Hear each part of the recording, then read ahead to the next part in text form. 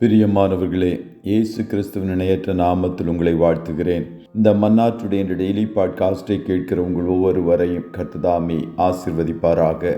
வெளிப்படுத்தல் 22வது அதிகாரம் 20வது வசனம் இப்படியாய் கூறுகிறது: இவைகளை சாட்சியாக அறிவிக்கிறவர் மெய்யாகவே நான் சீக்கிரமாய் வருகிறேன் என்கிறார். ஆமேன். கர்த்தராகிய இயேசுவே வாரும் என்பதாக. மாரநாதா, கர்த்தர் வருகிறார். மாரநாதா, த லார்ட் இஸ் கம்மிங் என்ற தலைப்பின் கீழ் இன்றைய மன்னாவை தியானிக்கப் போகிறோம். வேதாகமத்தின் இறுதி ஜெபம் கர்த்தராகிய இயேசுவே வாரும் என்பதாய் காணப்படுகிறது. இந்த ஜெபம் மனமகிழ்ந்து அடிக்கடி ஏறெடுக்கக்கூடிய ஜெபமாய் நம்முடைய வாழ்க்கையில் காணப்பட வேண்டும். பரிசுத்தத்தோடும் தாழ்மையோடும் தேவன் விரும்புகிற வாழ்க்கை வாழ்கிறவர்கள்தான் மகிழ்ச்சியோடு இந்த ஜெபத்தை ஏறெடுக்க முடியும்.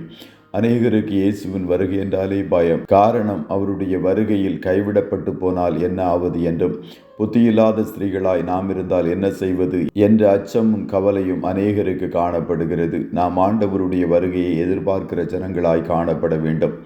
காரணம், இயேசு திரும்ப வரும்போது நமக்கு அநேக பரிசுகளையும் நித்திய உறவையும் கொடுக்கப் போகிறார்.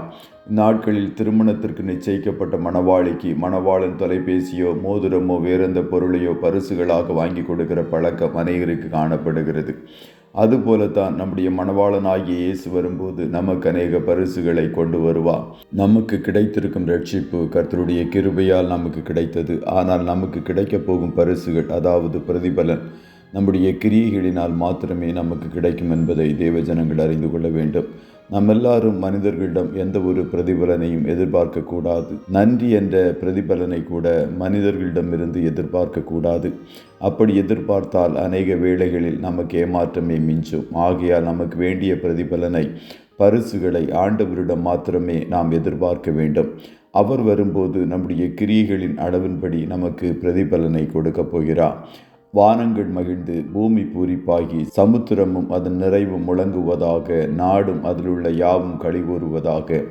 அப்பொழுது கர்த்தருக்கு முன்பாக காட்டு விருட்சங்கள் எல்லாம் கம்பீரிக்கும். அவர் வருகிறார். அவர் பூமியை நியாயம் தீர்க்க வருகிறார். அவர் பூலோகத்தை நீதியோடும் ஜனங்களை சத்தியத்தோடும் நியாயம் தீர்ப்பார் என்று சங்கீதம் 96:11-13 வசனங்கள் கூறுகிறது. ஆதி காலத்தில் கிறிஸ்தவர்களின் வாழ்த்து சொல் மாரநாதா, கர்த்தர் வருகிறார் என்று சொல்லுவார்களாம்.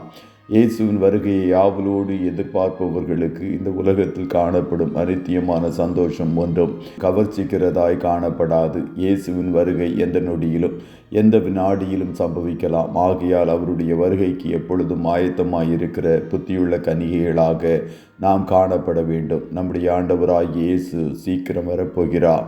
நாம் எல்லோரும் அவரோடு மகிழ்ந்திருக்கப் போகிறோம். காரணம், கண்ணீரும் துக்கமும் நிறைந்த இந்த பழைய பூமி பழைய வானத்தை கடந்து நீதி வாசம் பண்ணும் புதிய பூமி புதிய வானத்தில் நாம் மகிழப் போகிறோம்.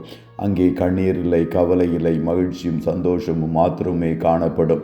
ஆகையால் இயேசுவின் வருகையை குறித்து பயப்படுகிறவர்களாய் அல்ல, மகிழ்ந்து களி கூறுகிறவர்களாக நாம் காணப்பட வேண்டும். அப்படிப்பட்டவர்களுக்கு வெளிப்படுத்தல் 22:21 படி அவர் கொடுக்கும் கடைசி ஆசீர்வாதம் கிருபை உங்கள் அனைவரோடும் கூட இருப்பதாக என்பதே.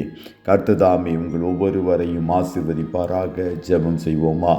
நல்ல தகப்பனே, உம்மை நன்றியோடு துதிக்கிறோம். இந்த மன்னாற்றுடைய டெய்லி பாட்காஸ்டை கேட்கிற உம்முடைய பிள்ளைகள் ஒவ்வொருவரையும் கர்த்தர் ஆசீர்வதிப்பீராக. இயேசுவே, நீர் துரிதமா எங்களை சேர்த்து கொள்ள வரப்போகிறீரே, அதற்காய் கோடி ஸ்தோத்திரம். உம்முடைய வருகையை நாங்கள் ஆவலோடு எதிர்பார்க்கிற அதே வேளையில் மாரநாதா, கர்த்தர் வருகிறார் என்று மற்றவர்களையும் உம்முடைய வருகைக்கு நேராய் ஆயத்தப்படுத்துவதற்கு எங்கள் ஒவ்வொருவருக்கும் கர்த்தர் கிருபை தாரும் என்று சொல்லி ஜெபிக்கிறோம். இன்றைய தினம் உம்முடைய பிள்ளைகள் கையிடுகிற வேலைகளை ஆசீர்வதியும். போக்கிலும் வரத்திலும் உடனிரும். கண்மணி போல காத்தருளும். ஆட்டுக்குட்டியானவருடைய இரத்தத்தின் பாதுகாப்பிற்குள்ளாய் ஒவ்வொருவரையும் கொடுத்து இயேசுவின் நாமத்தில் ஜெபிக்கிறோம் நல்ல பிதாவே. ஆமென், ஆமென்.